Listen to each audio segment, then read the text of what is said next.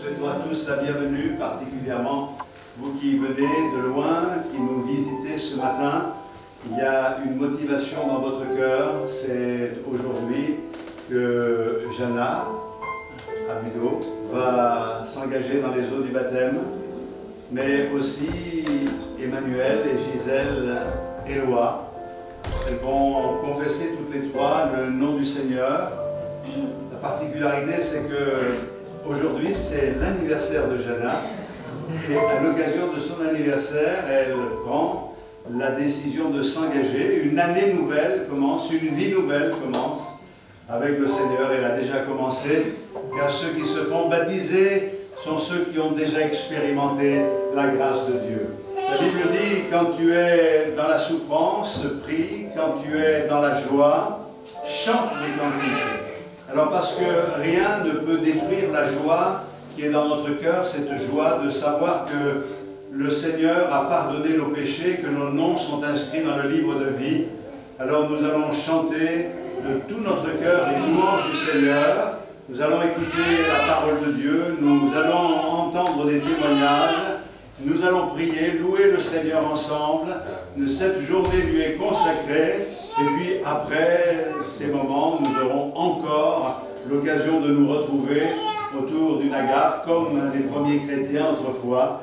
Et c'est une joie d'envisager toutes ces choses. Alors on va remettre ces moments entre les mains du Seigneur, on va prier de tout notre cœur, que Dieu bénisse et que son onction soit sur nous ce matin, que le Seigneur parle à nos cœurs, et ensuite place au chant, place au groupe. Gospel Fusion, c'est en fusion. Hein. Je leur ai proposé de leur mettre des micros, mais c'était une blague, hein, parce que en réalité, voilà, bon, vous allez voir. On prie le Seigneur ensemble. Gloire à Dieu. Seigneur, il y a de la joie dans notre cœur. Nous savons que tu nous as acceptés, que tu nous as reçus. Nous n'étions pas recevables, acceptables. Nous n'étions pas aimables. Il n'y avait rien en nous de bon. Et pourtant, toi, tu nous as aimés. Alors comment ne pas t'adorer ce matin? Conduis toutes choses. Nous avions envisagé cette réunion ce matin depuis longtemps. Et nous sommes tellement contents de nous retrouver dans la communion fraternelle.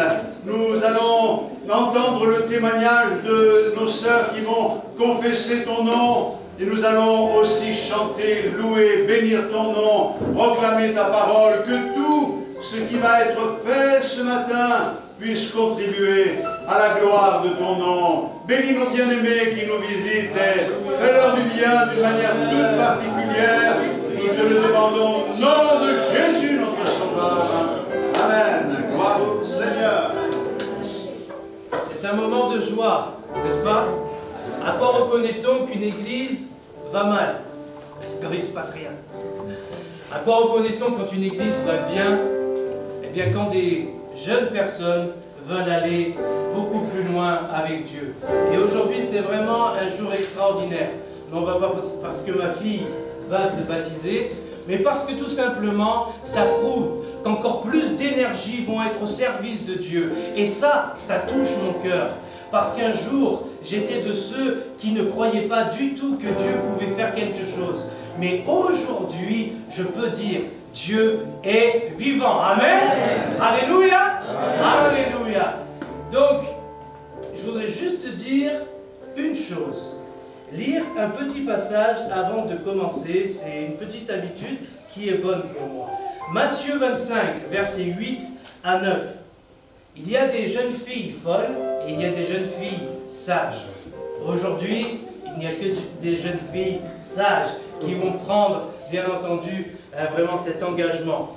Les folles dirent aux sages, « Donnez-nous de votre huile, car nos lampes à nous s'éteignent. » Et les sages répondirent, « Non, il n'y en aurait pas assez pour nous et aussi pour vous.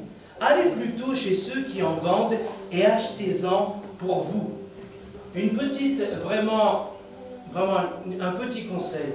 N'oubliez pas que dire non est un signe de sagesse. dire non aux choses folles est un signe de sagesse. Aujourd'hui, le monde voudrait nous faire croire que dire non, c'est sectaire. C'est tout simplement quelque chose qui nous pousse à nous enfermer. Non, c'est parce que j'ai dit non que je vais vers la liberté.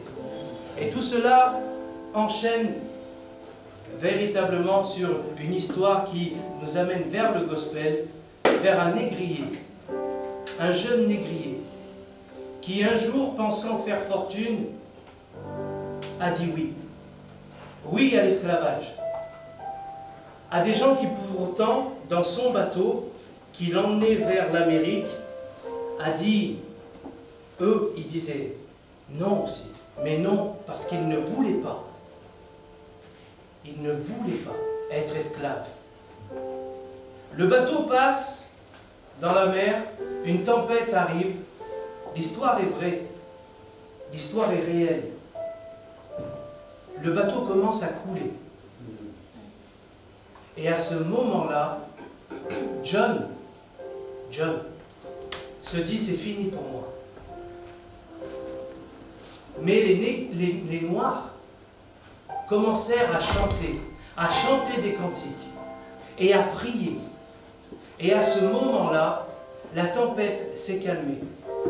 Et alors, ce jeune négrier avait encore le choix, soit de se dire c'est le hasard, soit de se dire non, Dieu m'a sauvé. Et parce que Dieu m'a sauvé, alors je vais maintenant libérer tous ces esclaves. Il a libéré les esclaves et il en a fait un chant magnifique. Ce chant que l'on appelle vraiment même le gospel le plus célèbre, Amazing Grace. C'est l'histoire d'Amazing Grace qui a commencé. C'était un poème et ensuite John a passé du temps à libérer d'autres esclaves et il a rencontré un musicien, on l'appellera Frank aujourd'hui. Et Frank a dit non, ce n'est pas qu'un poème, c'est un chant. Et Amazing Grace est né. Alléluia, chantons. Béni sois-tu, Seigneur. Alléluia, oh Lord, oh.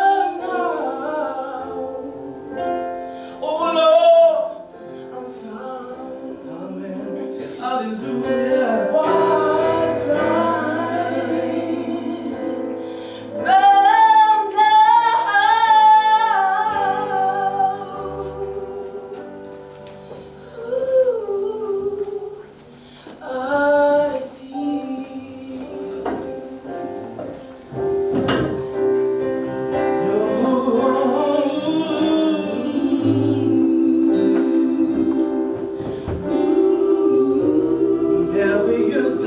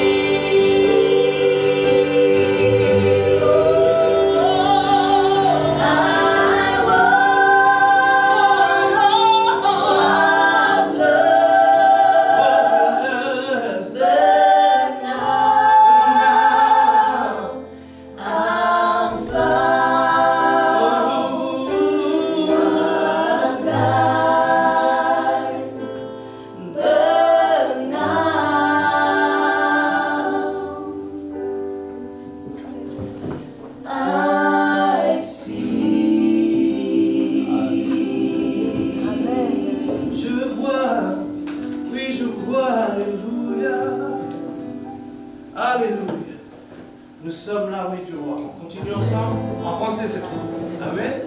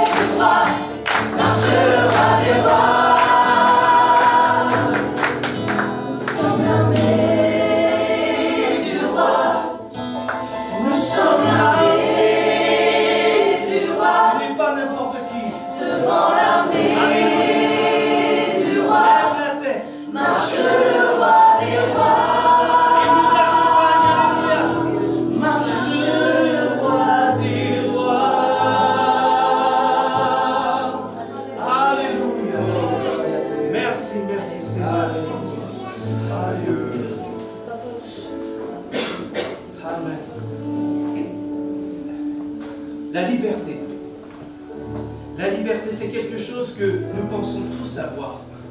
Mais si on nous coupe certaines choses, certaines ressources, alors tout de suite, c'est plus la liberté, mais c'est le stress, l'angoisse. Mais avec Dieu, tout est possible. Même quand un médecin te dit, nous avons tout essayé, avec Dieu, c'est encore possible. Même quand ton père ou ta mère te tourne le dos, un seul restera toujours fidèle, Dieu. Nous ne sommes pas là pour être esclaves de quoi que ce soit, mais nous sommes ici tout simplement pour être libres en lui, parce qu'il est mort pour nous. Amen. Vous êtes d'accord avec ça? Est-ce que nous vous faisons peur? Non, ça va? Parce que j'ai pas l'habitude de mettre de costume, peut-être pour ça. Non? N'hésitez pas à chanter avec nous, vraiment. Vraiment, n'hésitez pas. Ce chant qui dit, tu m'as ébloui. Tu m'as ébloui par tes mélodies. Je ne suis plus esclave de la peur. Est-ce que ça vous plaît ce cantique? Oui? Alléluia. Tu m'as ébloui par tes mélodies. Oui, tu m'entoures d'un chant d'amour. Chant de délivrance devant les ennemis. Toutes mes peurs s'enfuient. Je ne suis plus. Je ne suis plus.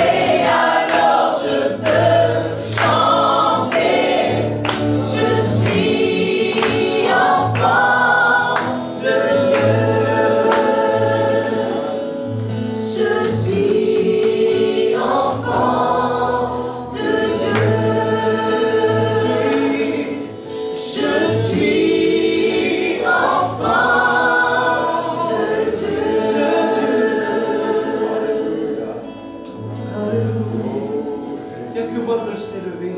Nous allons continuer, mais élevons nos voix. Élevons nos voix.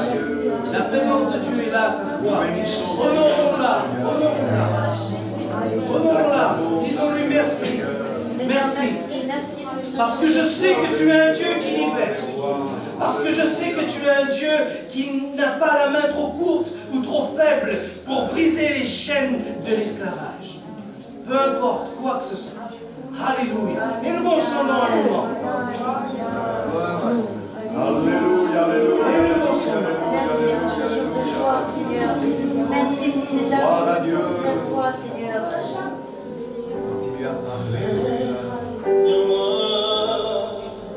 Amen. Roi puissant.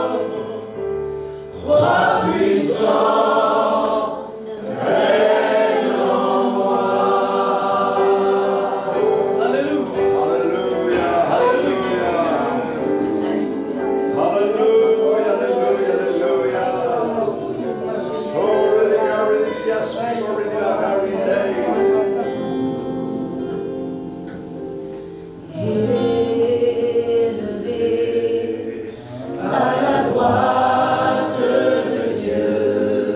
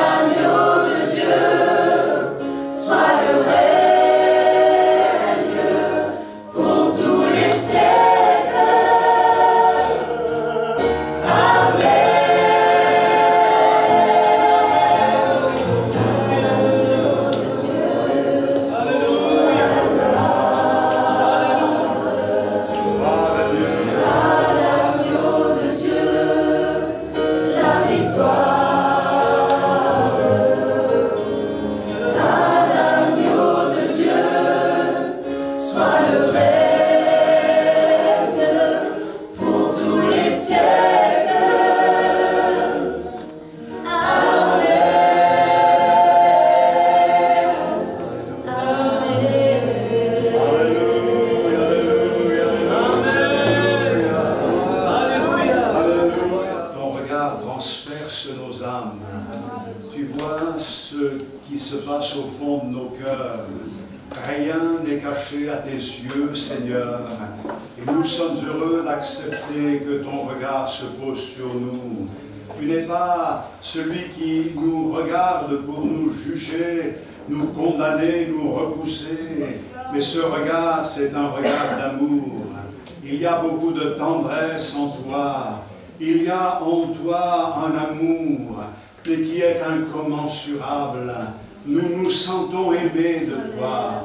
Et dans ces moments, proclamant cette victoire par ces chants, nous donnons gloire à ton nom, Seigneur.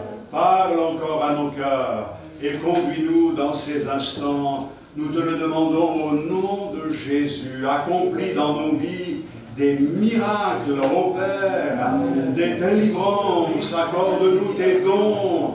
Remplis-nous du Saint-Esprit, Seigneur, dans le nom de Jésus-Christ.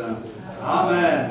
Alléluia. J'ai pensé pour ce matin un texte qui se trouve dans le prophète Zacharie au chapitre 4. Et pour ceux qui n'ont pas l'habitude de lire la Bible, vous allez peut-être être un peu étonnés, mais on va vous plonger directement dans les réalités de la prophétie biblique, puisque ce que nous allons lire concerne la venue de Jésus, ce que nous vivons aussi aujourd'hui, même si d'abord le message est donné au peuple d'Israël dans un contexte particulier que nous expliquerons en quelques mots. Au chapitre 4, nous lisons au verset 1er. Zacharie reçoit la pensée de Dieu, il va l'exprimer, et nous voyons comment ça se passe. La Bible nous dit le contexte. L'ange qui parlait avec moi revint, et il me réveilla comme un homme que l'on réveille de son sommeil. Il me dit, que vois-tu? Je répondis, je regarde, et voici, il y a un chandelier tout d'or, surmonté d'un vase et portant cette lampe, avec 7 conduits pour les lampes qui sont au sommet du chandelier. Et il y a près de lui 2 oliviers, l'un à la droite du vase et l'autre à sa gauche. Et reprenant la parole, je dis à l'ange qui parlait avec moi, « Que signifient ces choses, mon Seigneur ?»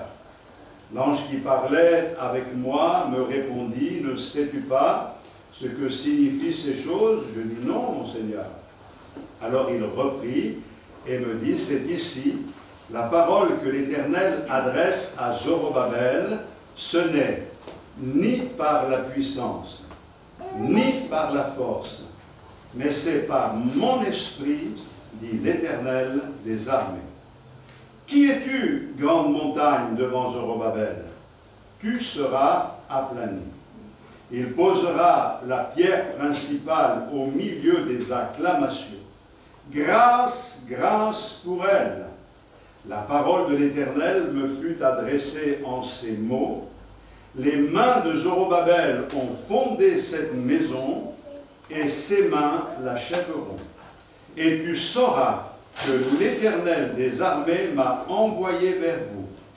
Car ceux qui méprisaient le jour des faibles commencements se réjouiront en voyant le niveau dans la main de Zorobabel. Amen. On arrête là la lecture. Je vous donne quelques mots d'explication. Cette prophétie donnée par Zacharie est donnée alors que les Juifs rencontraient d'énormes difficultés dans la reconstruction du temple. Il y a eu de l'opposition, il y a eu toutes sortes d'attaques, de mesquineries, de problèmes, ce qui fait qu'ils ont bien commencé, mais ils ont du mal à aller plus loin. Donc c'est un encouragement pour le peuple à poursuivre leur travail malgré l'opposition. Je crois que cette prophétie est une source d'encouragement pour nous ce matin, mais plus qu'une source d'encouragement, elle va au-delà de ce qu'elle apporte à Israël, ce qu'elle peut nous communiquer aussi ce matin. C'est une prophétie qui concerne déjà la venue de Jésus-Christ. Et vous avez remarqué au verset 1er, l'ange réveille l'homme de Dieu de son sommeil et lui dit « Que vois-tu » C'est une question. Et lui, reprenant la parole, il dit à l'ange au verset 4 « Que signifient ces choses ?» Donc, il y a deux questions. Que vois-tu? Que signifient ces choses? Je crois que c'est intéressant pour nous de nous poser ces deux questions, à savoir que voyons-nous, et ensuite de poser la question que signifient ces choses. Je vais essayer d'être le plus concis possible, le plus clair possible. Le verset premier est extraordinaire. Vous avez vu? L'ange revient et il le réveille comme un homme que l'on réveille de son sommeil. C'est pourtant quelqu'un qui a entendu la parole de Dieu. Il ne devrait pas être en train de dormir. Il a entendu le message de Dieu. Ça devrait l'amener un petit peu à bouger, à réagir, mais il s'endort. Ça, c'est un petit peu l'image de ce que nous sommes. Malgré tout ce que nous voyons, malgré tout ce que nous entendons, le contexte dans lequel nous sommes, nous avons tendance à nous endormir facilement. Et je crois que le Seigneur veut, par toutes sortes de moyens, venir nous réveiller. Il me réveilla comme un homme que l'on réveille de son sommeil. Je ne sais pas, quand quelqu'un est bien endormi, c'est difficile de le réveiller. Et la Bible nous dit que quand Pierre dormait dans la prison, l'ange vint et le réveilla en le frappant au côté. Je ne sais pas si c'est avec le pied ou avec la main, mais quelquefois on a besoin de quelques petits coups comme ça pour prendre conscience dans quel temps nous sommes. Il est temps de nous réveiller. C'est l'heure que le Seigneur a fixée pour que non seulement nous envisagions de nous préparer, mais plus exactement, c'est l'heure d'être prêt, car Jésus est à la porte. Nous ne pouvons pas savoir quand exactement le Seigneur reviendra, mais nous pouvons dire qu'il revient d'un moment à l'autre. Alléluia. Alors, maintenant que l'on commence un petit peu à se réveiller, j'espère, parce que si on ne se réveille pas, Dieu nous aime, et il va employer d'autres méthodes pour nous réveiller. Peut-être en nous frappant au côté, peut-être en nous secouant un petit peu. Et n'avons-nous pas besoin d'être secoués dans ces temps? Et s'il le faut, ça fait du bien. Et quelquefois, on secoue quelqu'un, non pas parce qu'on ne l'aime pas, mais parce que, justement, on veut l'amener à ce qu'il prenne conscience des dangers qui le menacent ou de la situation dans laquelle il se trouve, peut-être de l'amener aussi à réagir afin d'avoir les bonnes attitudes. Ce que Dieu veut, c'est notre bonheur. Ce que Dieu veut, c'est nous bénir, au-delà de ce que nous pouvons imaginer et même espérer. Alors l'ange lui dit, que vois-tu? Quand on lit ici dans le livre de Zacharie, et vous verrez au chapitre 1er, verset 8, « Je regardais pendant la nuit, ensuite je regardais. » À plusieurs reprises, il y a ces expressions qui nous disent qu'au milieu des difficultés, nous sommes invités à lever les yeux. Que vois-tu? Si nous nous contentons de ne voir, de ne regarder qu'aux circonstances de la vie, aux choses présentes, il y a de quoi se décourager. Il y a de quoi ne pas avoir le moral. Si nous regardons uniquement à ce que les hommes envisagent de nous offrir, même les grands de ce monde, il y a de quoi se décourager. On peut nous faire beaucoup de promesses. Nous savons que depuis qu'on nous fait des promesses, aucune de ces promesses n'est tenue parce que personne n'est maître des circonstances. Et quand même les hommes disent « on va faire comme ceci », il peut arriver n'importe quoi qui bouscule les raisonnements et qui empêche la réalisation des projets des hommes. La Bible nous dit que Dieu est assis sur son trône et il règne. Et la Bible nous dit que dans les derniers temps, ça ira de mal en pis. Donc ne regardons pas seulement aux circonstances. Le monde, et peut-être les circonstances de ta vie. Tu vois dans ta vie que les choses ne vont pas. Peut-être que quelque chose est comme cassé, tu n'as peut-être plus la volonté, l'énergie, tu n'as peut-être plus envie de te battre, de lutter. Il y a, comme me disait cet homme, le ressort de ma vie est cassé, je n'y arrive pas. C'est vrai qu'on peut se trouver dans ces situations-là, mais le Seigneur nous dit ce matin, que vois-tu? Ne regarde pas simplement aux circonstances. C'est difficile, vous avez entrepris une tâche, cette tâche, eh bien, vous avez l'impression que jamais elle ne sera accomplie, que vous n'arriverez pas jusqu'au bout de ce que vous avez décidé d'entreprendre pour Dieu, mais regarde différemment, lève les yeux. Et la Bible nous dit que l'homme de Dieu a levé les yeux et il a vu quelque chose de bien précis, et nous y reviendrons dans quelques instants. Il faut quand même souligner que le nom du prophète, c'est déjà tout un message. L'Éternel s'est souvenu. Voilà ce que signifie Zacharie. Je pense ce matin que tu dois entendre ceci. Le Seigneur se souvient toujours. Il n'est pas amnésique. Il sait ce dont tu as besoin. Il sait et il a entendu tes prières. Il connaît ta situation.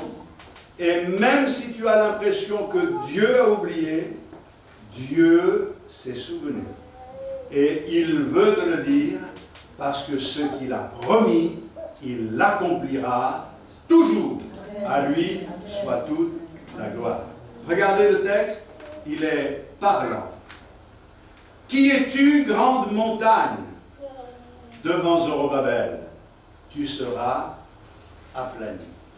La grande montagne représente ici les difficultés qui se présentent à eux. Quelquefois, nous sommes là face à des situations qui nous paraissent insurmontables.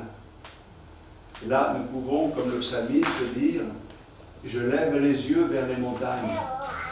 D'où me viendra le secours? Le secours me vient de l'Éternel qui a fait les cieux et la terre. Il ne permettra pas que ton pied chancelle.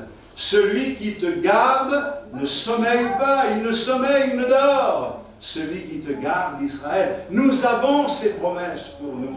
Et quelquefois, ces montagnes sont là, et ces montagnes paraissent infranchissables, mais le Seigneur dit, elles seront aplanies. Et il y a quelque chose ici d'extraordinaire de cette montagne. Une pierre se détache, et cette pierre va devenir une pierre qui va servir à la construction du temple. Cette pierre deviendra la pierre angulaire, la pierre de fondement, celle qui retient tous les éléments. Et on n'a pas le temps de développer au niveau de ces pierres angulaires, de leur forme et leur rôle dans les constructions anciennes. Mais cette pierre-là, elle nous parle de qui? Elle nous parle de notre Seigneur Jésus-Christ. Oui, il est venu parmi les hommes, et le monde est comme une montagne, mais de ce monde, en quelque sorte, a été extrait une pierre qui se détache de tout le reste.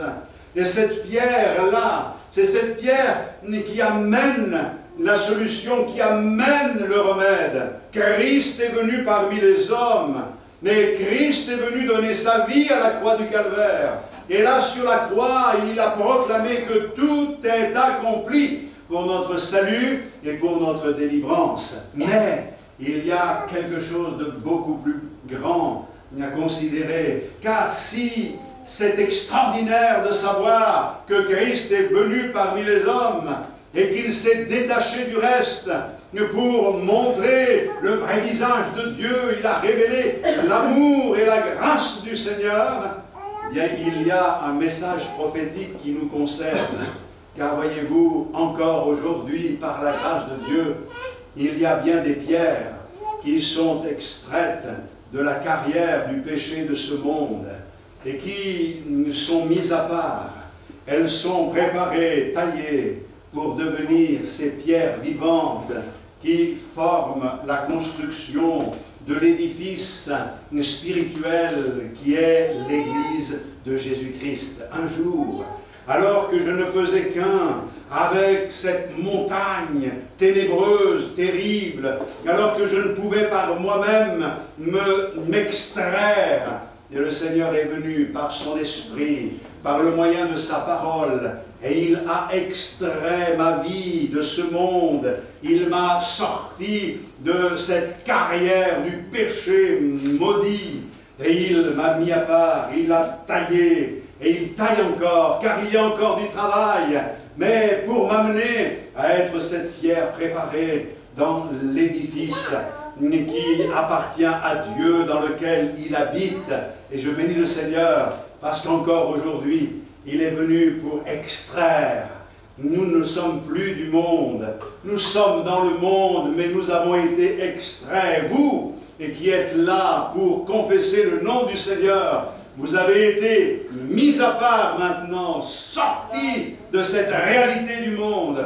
Les choses du monde seront aplanies. Le diable a déjà mordu la poussière. Le serpent ancien a été vaincu. Sa tête a été écrasée. Nous avons la victoire. Mais vous êtes à part pour faire partie de l'Église de Jésus-Christ, cet édifice spirituel. Et là, il y a ce verset clé qui nous touche tous, quand l'ange explique les choses, que signifient ces choses, la réponse est donnée. Ce n'est ni par la puissance, ni par la force, mais par mon esprit, dit l'Éternel. Pas beau ça? C'est pas la force, c'est pas la puissance.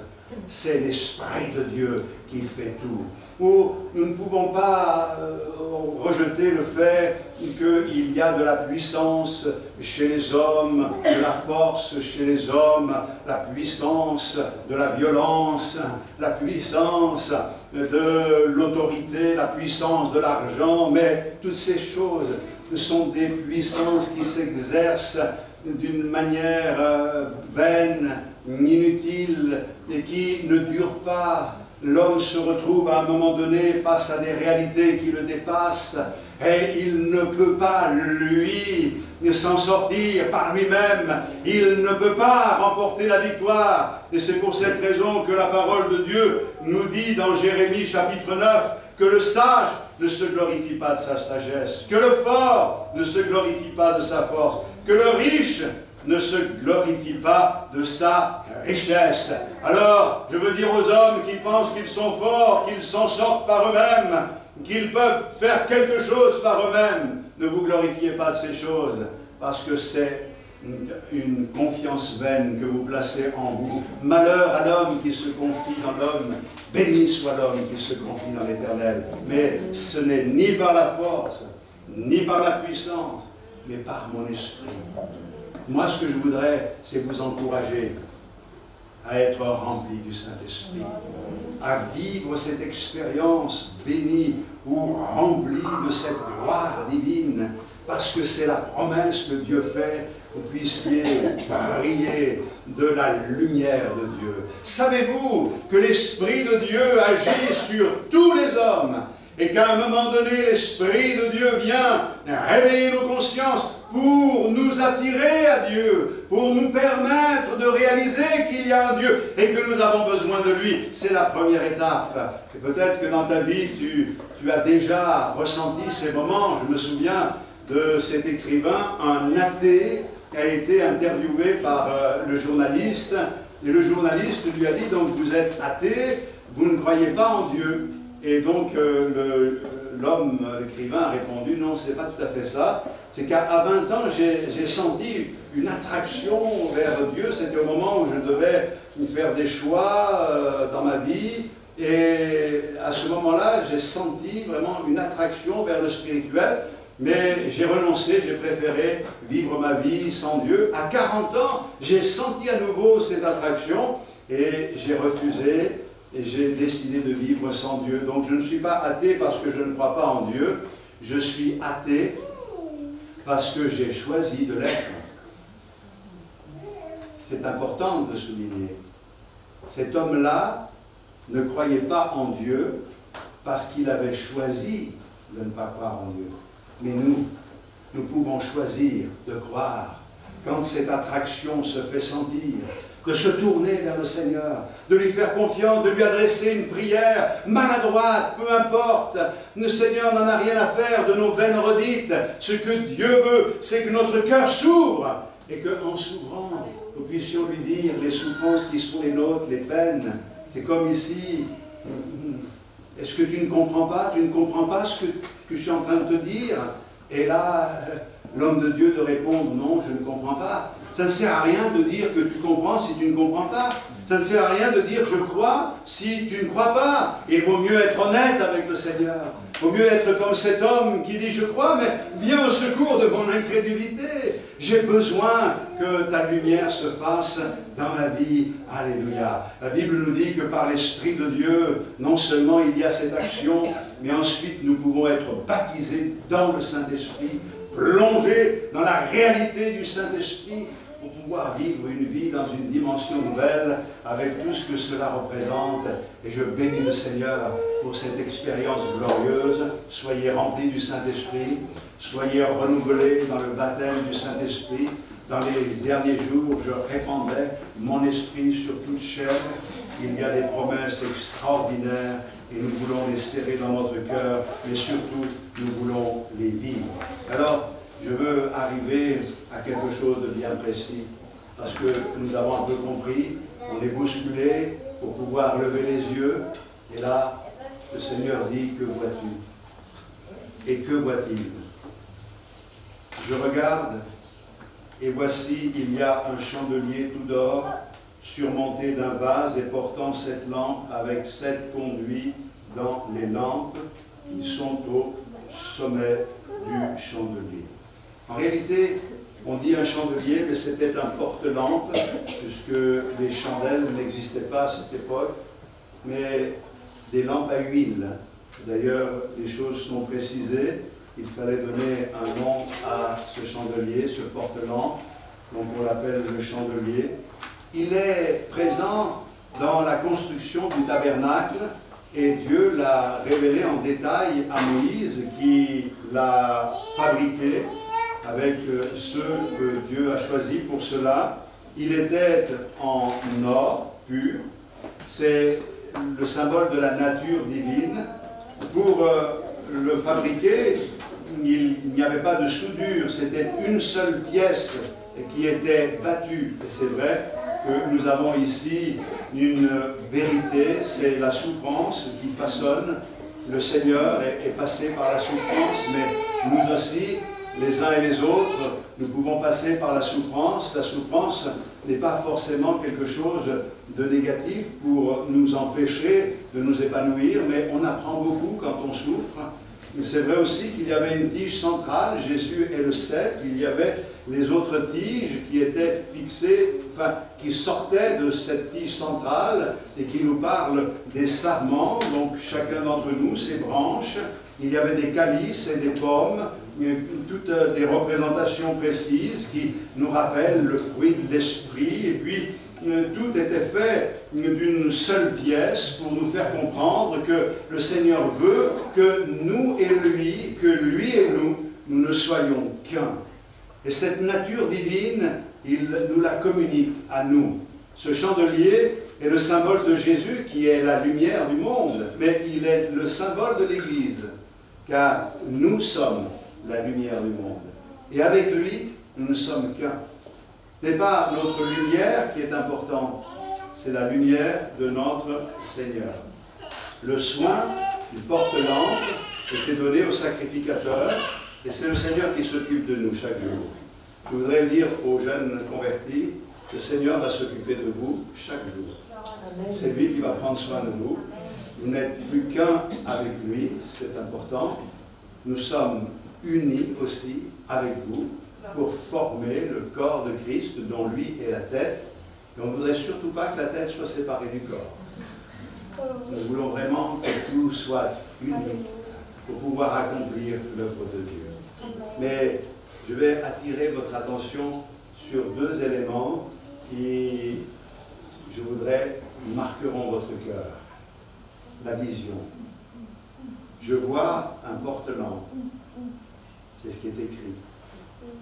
Et au-dessus de ce porte-lampe, il y a un réservoir rempli d'huile. C'est l'abondance du Saint-Esprit. Et chose qui n'existait pas dans le tabernacle, il y a un conduit pour chaque lampe. Ça veut dire que de ce réservoir, l'huile arrive dans les lampes directement. Et cette huile alimente ces lampes pour que la lumière puisse briller, pour que la lumière se fasse. Et ça, c'est quelque chose d'extraordinaire. Quand je pense à cela, je suis émerveillé. Je suis une lampe parmi les lampes, comme toi, tu es une lampe. Mais une lampe n'a d'intérêt que si elle brille. Pour briller, il faut qu'elle soit alimentée. Pour être alimentée, il y a un réservoir rempli d'huile. Et ça, c'est l'abondance du Saint-Esprit, l'Esprit de Dieu. Vous savez, il n'est pas à court. À un moment donné, à cause de la pénurie, on cherchait de l'huile partout. Mais avec Dieu, on ne cherche pas de l'huile. Il y a de l'huile en abondance dans le ciel. Et il y a quelque chose maintenant qui nous relie au Seigneur. Et ce qui nous relie au Seigneur, c'est cette merveilleuse communion que nous avons avec le Maître. Et cette communion, elle est indispensable. Et c'est pour cette raison que nous devons veiller en permettant au souverain sacrificateur qu'est Jésus-Christ de prendre soin de ces lampes. Nous devons veiller à ce que dans ces lampes, il n'y ait pas d'impureté, quoi que ce soit, qui obstrue le canal et qui empêche l'huile de couler. Le problème n'est pas le réservoir, le problème c'est le soin que nous prenons de ce que Dieu nous a confié. Et nous devons veiller à ce que rien ne soit comme un bouchon nous empêchant de recevoir la bénédiction. Nous voulons que l'huile coule ce matin. Réalise un instant, tu es relié directement au Seigneur. Et là, l'huile coule, l'huile d'or, cette huile pure coule dans ta vie pour que la flamme que le Seigneur est venu allumer puisse être alimentée et que tu puisses donner la lumière sur la base de l'huile que le Seigneur t'aura donnée. Car il faut aujourd'hui que tu sois la lumière qui éclaire ce monde. Car le monde a besoin de cette lumière, a besoin de se repérer. Et c'est important que tu le réalises. Mais par-dessus toute chose, tu dois savoir que la lumière, c'est Jésus-Christ. Et ça, tu ne dois jamais l'oublier. C'est pour cette raison que j'ai demandé à Annie, dans l'instant que je lui dirai, de projeter une diapo. Parce que, vous savez, la lumière répandue par l'Esprit, c'est celle du nom de Jésus. Le nom de Jésus est une lumière qui éclaire. D'ailleurs, les caractères en hébreu de ce nom forment les flammes. Voyez-vous, ça c'est Yeshua. 1, 2, 3, 4, 5, 6, 7. Il n'y a pas de hasard. La lumière, le chandelier à 7 branches. Les 7 lampes, c'est notre Seigneur Jésus-Christ. En lui, nous avons tout pleinement, puissions-nous le serrer dans notre cœur. Alors, je ne vais pas aller plus loin, je ne vais pas être technique ce matin dans l'explication du texte, car il y a beaucoup de choses merveilleuses à découvrir, à savoir que l'intervention de Zorobabel et Josué, c'est l'intervention de celui qui est de lignée royale et du sacrificateur. Notre Seigneur et les deux en même temps. Ce n'était pas possible en dehors de Christ. Et ça, c'est extraordinaire parce que nous avons un Seigneur qui est roi, qui est sacrificateur, qui prend soin de nous, qui nous aide, qui nous bénit et qui remplit nos vies. Alors ce matin, puissions-nous donner gloire au Seigneur pour sa fidélité et souvenons-nous que nous sommes reliés à un réservoir qui est rempli. On peut bénir le Seigneur ensemble et puis on va rendre grâce à Dieu, louer le Seigneur, peut-être quelques courts instants. instant élever la voix tous ensemble. Merci Seigneur pour cette communion que nous pouvons avoir avec toi. Merci pour l'huile qui coule dans nos vies. Merci pour la communion avec toi. Redonne à nos vies de vivre quelque chose de merveilleux, Seigneur. Viens souffler sur ce feu pour le raviver. Par ton esprit, nous te le demandons au nom de Jésus-Christ, et que nos vies puissent vraiment te donner gloire, Seigneur. Nous voulons être la lumière dans l'Église, la lumière dans ce monde. Nous voulons éclairer les autres. Gloire à toi. Béni soit le Seigneur. Quelques instants pour dire merci au Seigneur. Alléluia. Bonjour à tous, comme ça a été dit, je m'appelle Jana, j'ai 16 ans. Mais avant tout, je tiens vraiment à tous vous remercier pour votre accueil, toute l'organisation qui vous a eu pour mon baptême, parce que pour moi c'est vraiment une magnifique journée, c'est le plus beau jour de ma vie. Donc merci vraiment à tous. C'est l'engagement devant Dieu, devant l'Église, devant ma famille. Donc merci beaucoup. Pour ce qui me concerne, depuis toujours, j'ai reçu l'engagement, l'enseignement des valeurs bibliques, donc les valeurs et l'importance de ne pas perdre de temps, mais de placer sa confiance en Dieu et surtout persévérer dans la prière. S'accrocher à Dieu en toutes circonstances, comme dans les problèmes de santé. Je sais ce que ça fait d'être cloué au lit, d'être rempli de douleur et de ne plus avoir de force. Et cette petite force qui me reste, de la mettre au service de Dieu, de tout remettre à Dieu. Et à ma naissance, on m'a dit que je n'allais pas vivre. Et quand je suis née, le docteur a dit que j'allais avoir un handicap. Mais rien de tout ça s'est passé. Dieu avait vraiment prévu autrement. Donc je le remercie. Donc tout au long de ma vie, j'ai vu Dieu agir à travers des miracles, des guérisons, surtout des victoires. Et pour moi, tout ce qui est impossible à Dieu, aux humains, pardon, est possible à Dieu. Et des fois même, je sais qu'on a du mal à se projeter dans notre ministère, dans ce que Dieu nous demande, on voit pas, on n'arrive pas à se projeter. On croit que c'est impossible pour nous. Mais du moment où toutes nos craintes, nos peurs, on les remet entre les mains de Dieu, pour moi, on ne peut plus avoir la crainte du futur puisqu'on l'a remis entre les mains de Dieu. On l'a confié à Dieu. Et ce verset dans 1 Samuel chapitre 2, verset 2 est une force pour moi, mais ça peut l'être aussi pour vous. Le Seigneur seul est saint. Personne ne nous protège comme notre Dieu, notre solide rocher. À part toi, Seigneur, il n'y a pas de Dieu. Je sais que dire le nom de l'Éternel peut nous sauver, nous aider. Il n'y a pas longtemps, je sortais de mon stage et un homme me demande si j'ai besoin de quelque chose. Mais je continue ma route et il se met à me suivre avec 3 autres de ses amis et me suivent tous. Et là, je sais plus quoi faire, j'ai peur, je suis toute seule, mais je dis Jésus, toi seul peux me sauver, toi seul peux m'aider. Et là, cet homme me regarde dans les yeux et se retourne vite pour fuir, mais ses jambes étaient paralysées, étaient bloquées. Et donc après, il a dû carrément appeler ses amis pour l'emmener loin de moi. Donc merci Seigneur, le nom de l'Éternel est puissant. Et vraiment je le remercie. Et pour moi, ce qui est magnifique aujourd'hui, c'est qu'on ne se connaît pas, on n'est pas de la même église, on n'est même pas de la même ville parce que nous on est de Limoges, tout ça. Et pour moi c'est ça la famille de Dieu, on est tous rassemblés aujourd'hui pour se faire des voilà.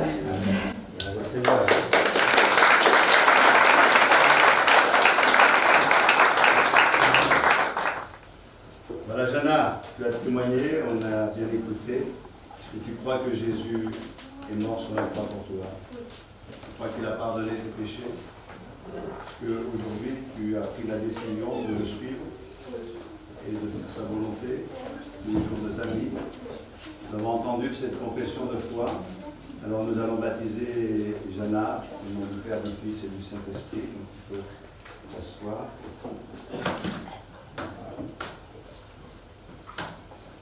Ça craque un peu, quand même. On va prier. Merci Seigneur pour Jana. Seigneur, on est convaincu que tu as fait une œuvre dans sa vie et on sait que tu l'as mise à part pour ton service. Je te demande Seigneur de la bénir abondamment, de lui accorder bien au-delà de ce qu'elle espère, tes bénédictions et surtout, je sais que tu l'entoures pour la protéger de tout danger. Nous savons que la grande montagne a été aplanie. Nous avons la conviction que tu es avec nous tous les jours.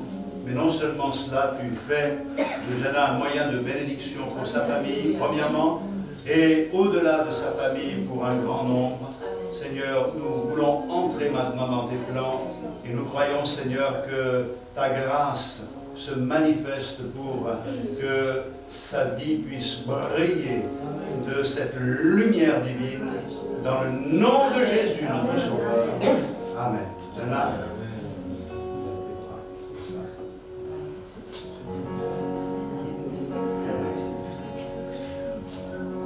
Sur ta confession de foi, je te baptise au nom du Père, du Fils et du Saint-Esprit.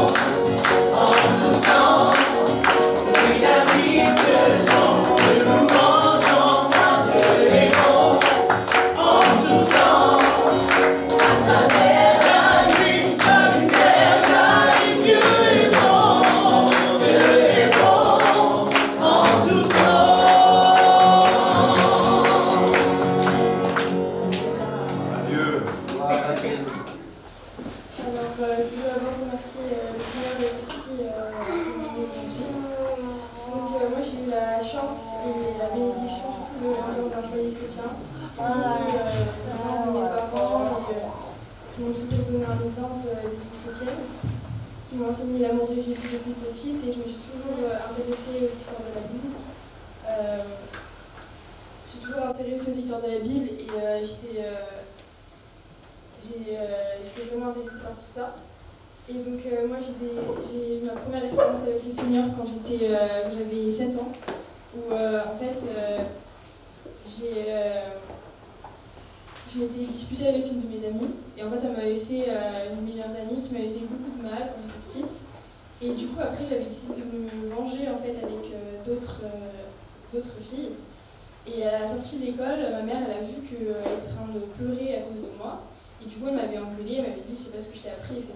Et le soir je suis allée prier et j'ai dit Seigneur qu'est-ce que je dois faire, est-ce que je dois aller lui demander pardon et tout ça. Et cette nuit-là, j'ai rêvé que je demandais pardon en fait à mon ami. Et donc du coup, je me suis dit, bon, si c'est ce que le Seigneur veut, je vais aller lui demander pardon. Et aujourd'hui, Mathilde, c'est vraiment une de mes meilleures amies, une de mes sœurs de cœur. Je l'aime beaucoup énormément et du coup, c'est exactement ce qu'il fallait que je fasse. Et donc j'ai vraiment grandi dans ma relation avec le Seigneur aussi quand je suis allée habiter en Angleterre à 11 ans. Là-bas, j'ai vraiment découvert l'amour de Jésus qui était mort pour moi sur la croix, que même si j'avais été la seule personne sur cette terre qui avait péché, il serait venu, il serait mort pour moi. Et donc c'est là que je me suis vraiment rapprochée de Jésus. Et puis ensuite j'ai vécu une grande expérience aussi quand je suis rentrée en France, donc il y a 2 ans, où quand j'ai fait le passage de France à l'Angleterre, c'était Angleterre-France, pardon. C'était très compliqué parce que ça m'a créé une grosse crise d'angoisse où je n'arrivais pas à contrôler, etc. Et du coup, je me sentais vraiment très mal parce que j'avais l'impression que je pouvais pas. J'étais au bout du truc, qu'il n'y avait aucune solution, mais j'avais prié quand même à Dieu parce que je savais que c'était le seul qui pouvait m'aider. Et donc, du coup, un jour, on était allé visiter une église à Nîmes. C'était la même église en fait que j'étais en Angleterre. Et là-bas, en fait, la parole, elle est révélée sur le moment. Et ce jour-là, le pasteur, Dieu m'a parlé à travers le pasteur en me disant que, en sortant d'ici, qu'il m'aimait, qu'il savait tout ce que je ressentais et quand je sortirai de là, je serai guérie de tout ça. Et aujourd'hui, je peux vraiment dire que j'ai eu des crises d'angoisse, mais aujourd'hui, je suis vraiment guérie de tout ça. Et donc aujourd'hui, je me baptise parce que j'ai envie de continuer dans cette relation avec Jésus.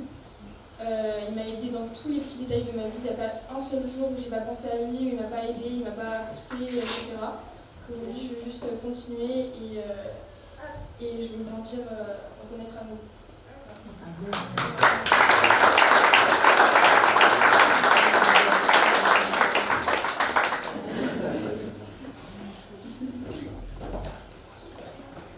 Bon, Emmanuel, il faut y aller maintenant. Voilà. Allez. Emmanuel, on a écouté ton témoignage, tu as fait des expériences avec le Seigneur, mais le plus important pour nous, c'est de savoir, est-ce que tu crois que Jésus a pardonné tes péchés? Est-ce que tu crois qu'il est mort sur la croix pour toi? Est-ce qu'aujourd'hui tu t'engages à le suivre fidèlement tous les jours de ta vie? Alors on va te baptiser, tu mets tes mains comme ça. Seigneur, bénis Emmanuel. Seigneur, elle porte ce nom que toi tu portes également et qui nous rappelle que tu es avec nous, Dieu avec nous. Seigneur, merci parce que tu es avec elle. Merci parce que tu sais la protéger, la garder et surtout l'aider dans ses choix pour l'amener à s'épanouir à ta lumière. Que ta grâce lui soit accordée dans le nom de Jésus-Christ. Remplis-la de ton esprit et permets-lui d'être un instrument de bénédiction entre tes mains dans le nom de Jésus. Amen. Sur ta confession de foi, Emmanuel, je te baptise au nom du Père, du Fils et du Saint-Esprit.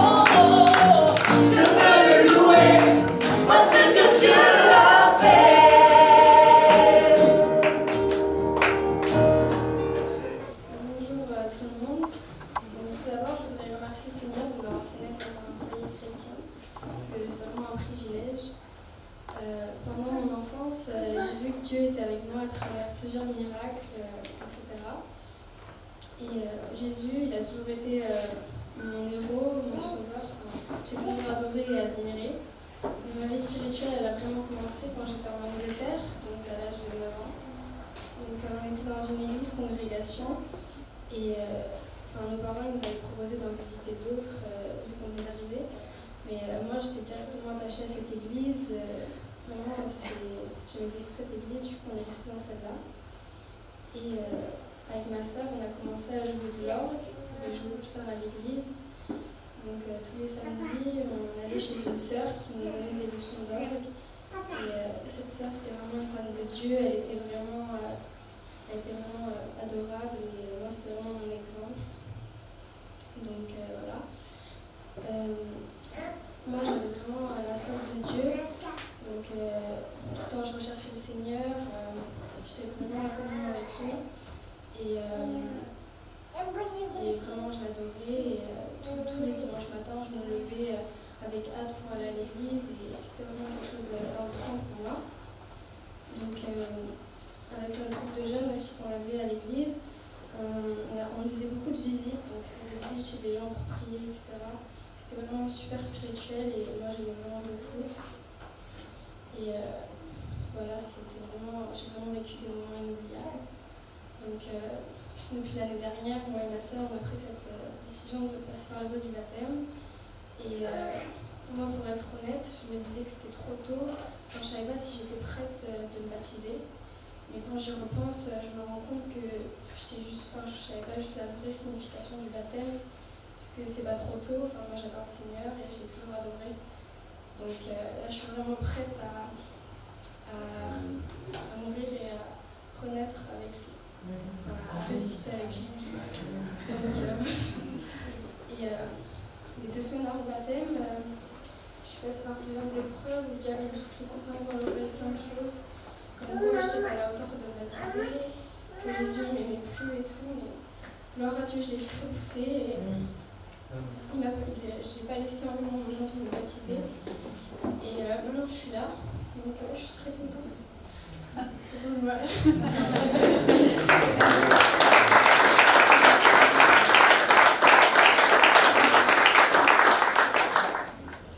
Que ce soit l'une ou l'autre, hein, on les a connus, on les a vus naître pratiquement, hein, on peut dire comme ça, hein, parce qu'on était là pour le mariage des parents.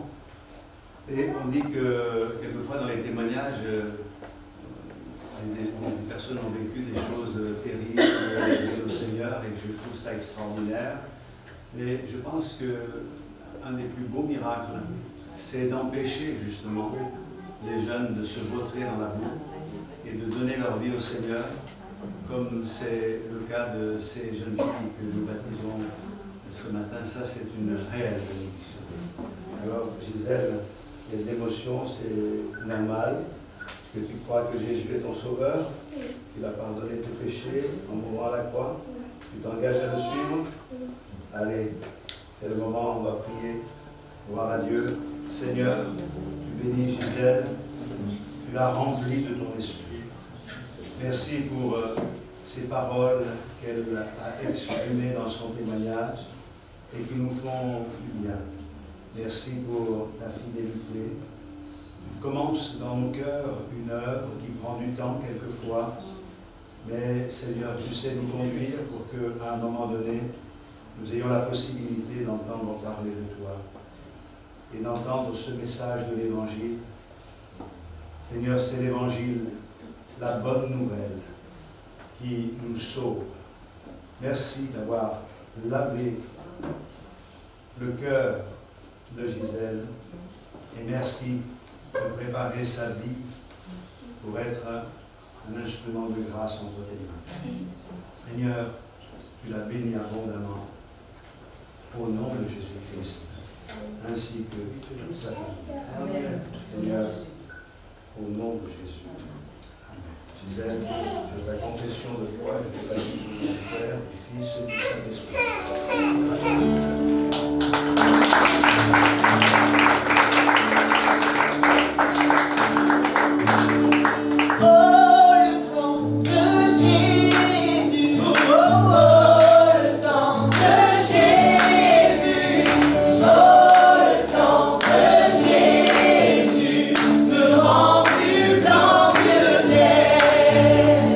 Merci pour le sang de Jésus.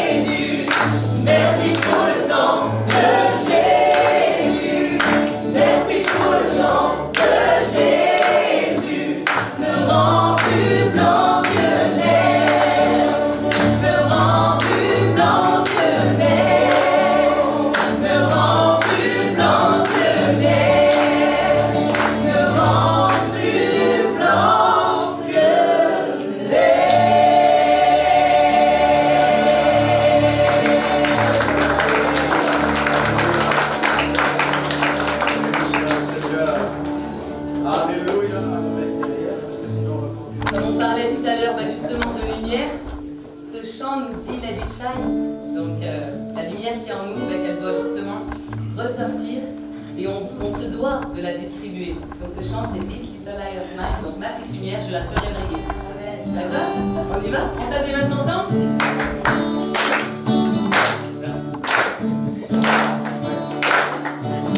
On attend Nathalie aussi qui doit venir avec nous.